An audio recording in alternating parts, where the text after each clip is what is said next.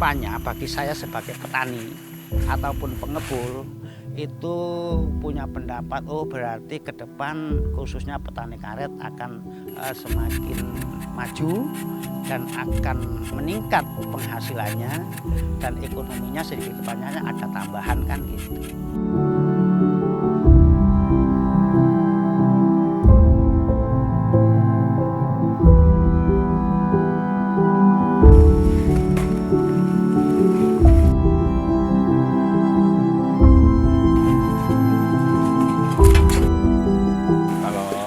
Dampaknya kayak agak terbantunya mungkin dari harga kita agak naik gitu kan. Mungkin si petani pun semangat untuk deres. Yang terutama yang kita siapkan itu yang mutunya bagus, yang agak kering. Minimal kalau dari petani basah harus kita tiriskan dulu. Kalau untuk layaknya aja yang untuk supaya kita, masalahnya ini banyak ininya juga ya kendalanya. Mungkin kalau kita ambil dari petani itu kan mungkin basah. Kalau terlalu lama kita turun di sini mungkin kita bisa kena rugi juga karena susut. Mungkin ya sekitar 2 hari, 3 hari lah.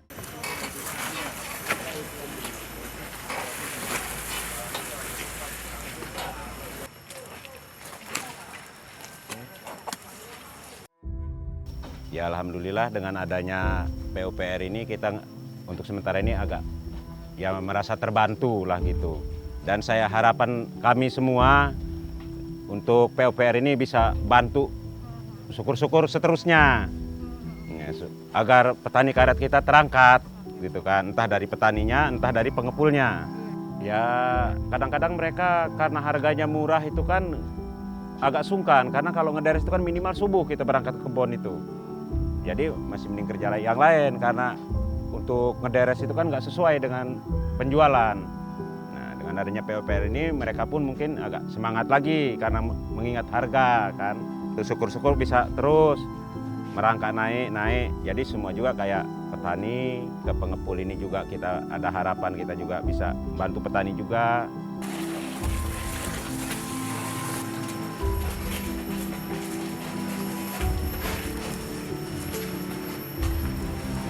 Ya itu kalau untuk dihitung dengan jumlah orangnya kita nggak tahu, tapi dengan adanya PUPR ini kita agak meningkat. Yang biasanya 1 hari itu paling dapat 2-3 ton, mungkin sekarang bisa 5 ton. Ya inilah contohnya ini, yang lagi kita timbang ini baru kemarin kan. Gelondongan lah seperti ini. Jadi ada orang datang mau beli, ya iya, cocok harga, ya iya.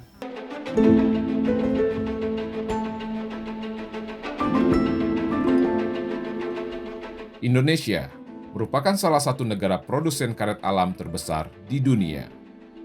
Setiap tahunnya, produksi karet alam di Indonesia mencapai 3,2 juta ton dan 0,6 juta ton. Yang diantaranya dimanfaatkan untuk industri dalam negeri, sementara 2,4 juta ton lainnya diekspor ke mancanegara. Namun, akibat menurunnya kondisi ekonomi dunia, permintaan ekspor karet alam dalam negeri menurun cukup signifikan, sehingga harga karet alam jatuh dan membuat para petani karet merugi. Bahkan, pada tahun 2019, harga komoditi karet nasional sempat menyentuh Rp5.000 per kilogram. Untuk menghadapi permasalahan tersebut, pemerintah mengeluarkan kebijakan nasional pemanfaatan karet alam oleh berbagai sektor, termasuk salah satunya pemanfaatan karet alam dalam pembangunan infrastruktur PUPR agar harga karet kembali membaik. Saat ini, pengolahan karet alam dari petani sedang digenjot oleh pemerintah, khususnya di Kementerian Pekerjaan Umum dan Perumahan Rakyat lewat Direktorat Jenderal Bina Marga sebagai bahan campuran aspal untuk jalan nasional. Kebijakan ini merupakan tindak lanjut dari instruksi Presiden Republik Indonesia Joko Widodo yang menginstruksikan kepada Kementerian Pekerjaan Umum dan Perumahan Rakyat untuk menggunakan aspal yang dicampur dengan karet agar diperluas sebagai langkah menyerap komoditi karet domestik. Balai Lampung di tahun anggaran 2020 ini mendapat alokasi dana 8 miliar untuk pembelian bokar. Realisasi bokar di Balai Lampung ini sampai saat ini kurang lebih mencapai 95%, yaitu sekitar sebesar 643,97 ton. Hal ini tuh merupakan hasil kerja keras semua pihak dan sehingga alokasi belanja karet dan target yang ditugaskan kepada Balai Lampung bisa tercapai 100%. Nah, karet yang kita beli dari petani ini kemudian dibawa ke pabrik untuk dilakukan pengolahan menjadi SIR 20 atau kadar karet kering, yang nantinya SIR 20 ini akan diolah lagi menjadi aspal karet.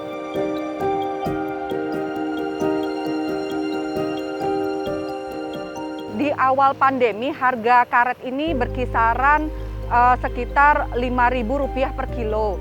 Tetapi setelah dilakukan pembelian oleh Kementerian PUPR secara nasional, harga karet ini meningkat menjadi sekitar Rp10.000 per kilonya. Harga ini juga tergantung dari tafsiran dari harga PTPN dan permintaan dari pasar.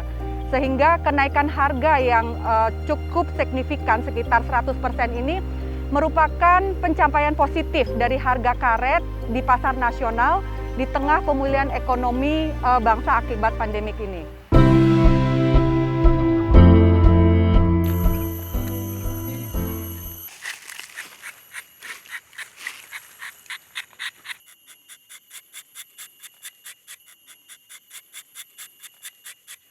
Itu relatif itu, Mbak.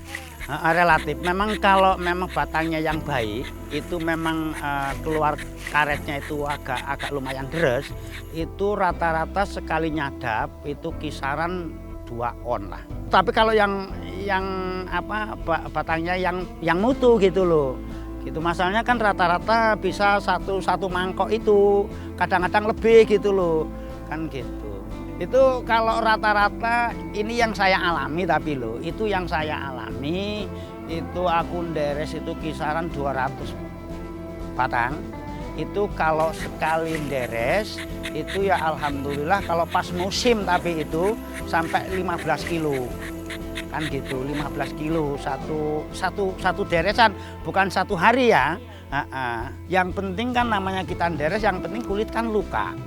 Kan gitu, itu masalah karet ataupun getah itu tetap ngalir, kan gitu. Tapi kalau cara kita kerja itu nggak hemat sama kulit, itu ya paling 1 tahun ataupun 2 tahun ya habis.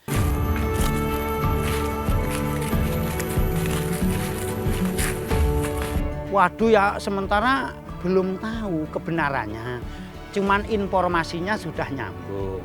Tapi pernah dengar gitu lewat TV apa itu loh, kan gitu. Kalau nggak salah Pak Jokowi yang pernah menyampaikan kalau nggak salah gitu loh. Tapi kan ya namanya kita orang pedalaman ya, kan gitu. Masalah kebenarannya kan nggak ngerti gitu loh. Jadi cara kita merawat seolah-olah agak ngambang gitu, bener apa enggak kan gitu loh. Kalau karet itu bisa untuk campuran jalan layak aspal ya, gitu kan belum ngerti persisnya. Itu informasi awal itu memang sudah ada perubahan ya. Perubahan, oh berarti karet ini bisa untuk campuran aspal gitulah. Gitu aja lah maksud saya lah. Awal mulanya kan nggak ngerti toh. Setelah ngerti itu sedikit banyaknya sudah punya ketingkatan pola pikir kita. Oh berarti ini nggak cuman untuk bikin ban kendaraan gitu loh. Ya insya Allah kedepannya itu petani karet semakin cemerlang, ada ketingkatan sih.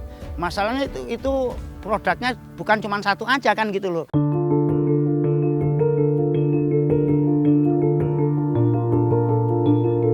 Untuk proses daripada pembelian bokar ini yang kita lakukan adalah koordinasi dengan PTPN 7. Di mana PTPN 7 dalam rangka pengadaan bokar ini kami mendapatkan kelompok tani. Dari kelompok tani tersebut, kami cari posisi di daerah-daerah sentra adanya bokar. Untuk penentuan harga, kami tetap mengacu daripada harga yang diterbitkan oleh Direksi PTPN 7. Jadi pada periode tertentu, harga tersebut ditinjau kembali untuk posisi harga. Mereka mengharapkan pembelian karet ini dapat dilakukan secara lanjut sehingga harga yang mereka dapatkan dalam harga yang kewajaran gitu.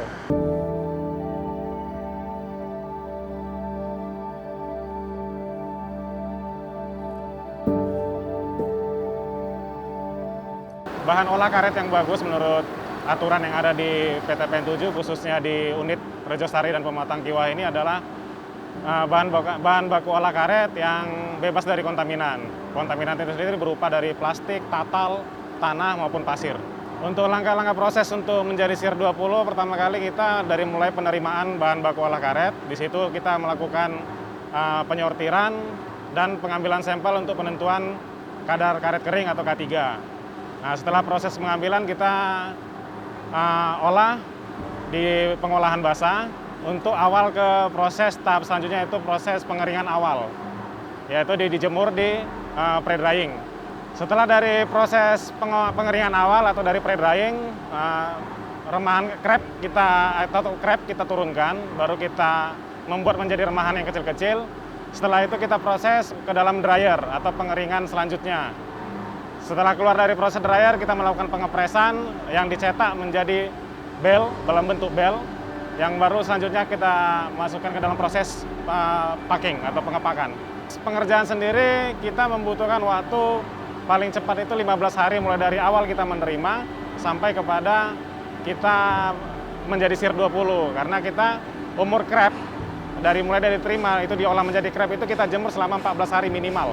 Kendala sendiri yang banyak terjadi mungkin dari proses penerimaan, ya itu karena banyak masih petani yang belum sadar akan kualitas bokar yang sesuai spek yang kita inginkan.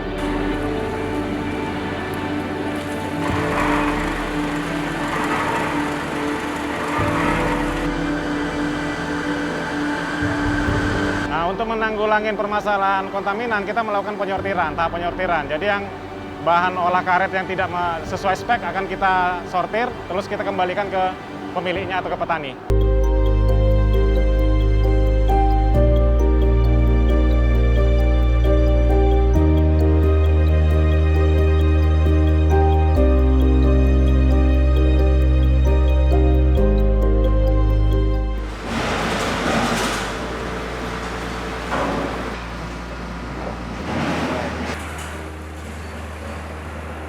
Awal mulanya kami adalah distributor aspal dari Pertamina semenjak tahun 2000. Kemudian kami berkembang, kami berusaha untuk memberikan aspal-aspal yang lebih ini distribusinya aspal biasa, aspal PEN 6070. Kemudian kami berkembang, kami mengolah aspal sendiri, menjadikan aspal modifikasi itu mulai 2004. Kemudian berkembang lagi di tahun 2017 kami memproduksi aspal, basicnya adalah karet. Karetnya ini dimulai dari karet latex. Perbedaan yang dulu sama yang sekarang, kalau yang dulu menggunakan karet sintetis, kalau yang sekarang menggunakan karet alam. Dari sumbernya sendiri karet ada dua, ada yang cair yaitu latex, ada yang padat. Kalau yang cair berupa latex, kami hanya memblending, ya, mencampur aspal PEN 6070 dengan karet alam berupa latex, dengan mencampur dengan suhu tertentu, kemudian jangka waktu yang sekian, kurang lebih sekian 4-6 jam, kemudian kita bisa jadikan itu menjadi aspal karet. Kemudian yang padat, karena yang padat ini relatif lebih sulit di blending atau dicampur, makanya ada tahapan-tahapan yang harus dilalui. Yang pertama adalah dari karet sendiri berupa bokar atau SIR, nanti diubah dulu menjadi kompon.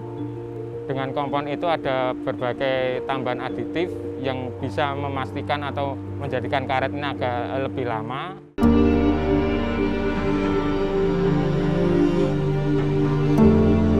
Kami masih mengembangkan dari yang tadi yang berupa SIR atau dari bokar menjadi kompon, dan itu masih ada proses.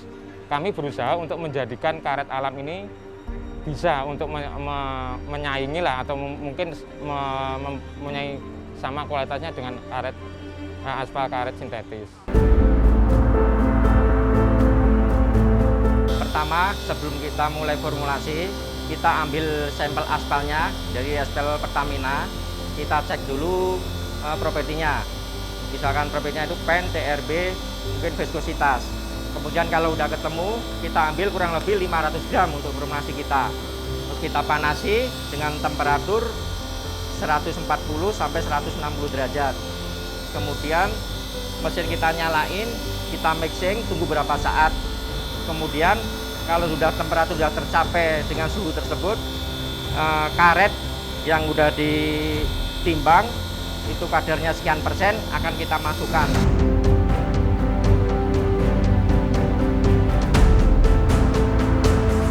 Ini adalah contoh aspal yang udah di blending dengan karet. Hasilnya seperti ini.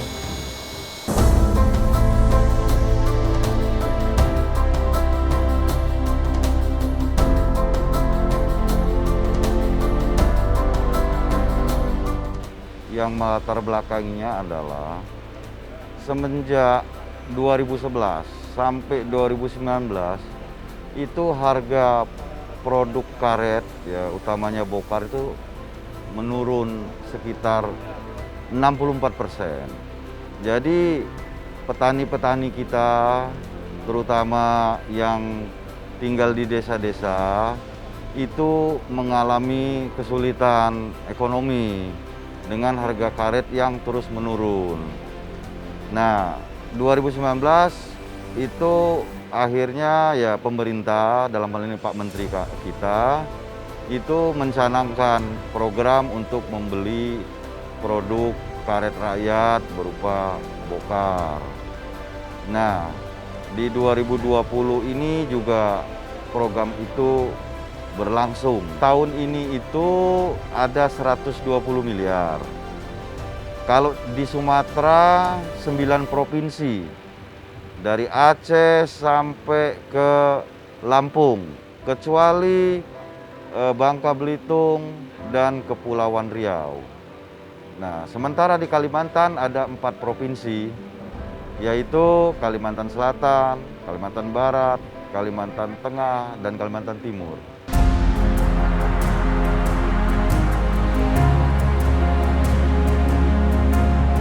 Secara target dari 120 miliar tersebut, itu sekitar 11.000 ton bokar ya, bahan olahan karet. Nah, kalau mau diproduksi menjadi SIR 20, itu jadinya sekitar 5,5 ton.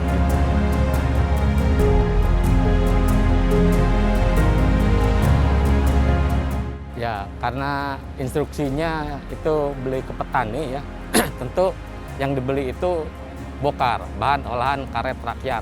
Nah, bokar ini ada yang cair padat, kita beli yang padat. Cuma untuk digunakan untuk jadi aspal karet, bokar ini harus diolah dulu. Jadi SIR 20. Nah, dari SIR 20 inilah maka diolah menjadi aspal karet gitu ya. Nah, pengolahannya itu jadi kenapa kita pilih jadi aspal karet? Prinsipnya ya, karet itu kan lebih keras dari aspal. Sehingga kalau ditambahkan 7% saja ke dalam aspal, kekerasan dan kekuatan aspal itu untuk menerima beban itu meningkat. Karena aspal menjadi lebih keras. Tapi tidak cuma lebih keras, karet ini lebih elastis dari aspal. Sehingga kalau ditambahkan ke dalam aspal, aspal menjadi lebih elastis. Kalau ditekan dia balik lagi, lebih tahan lagi terhadap beban, tapi juga terhadap retak juga lebih tahan. Jadi dari SIR tadi itu dibuat ditambah bahan kimia dulu, jadi bahan kompon. Nah, dari kompon baru dimasukkan ke dalam aspal, jadi aspal karet dengan kekuatan yang lebih tinggi dari aspal biasa.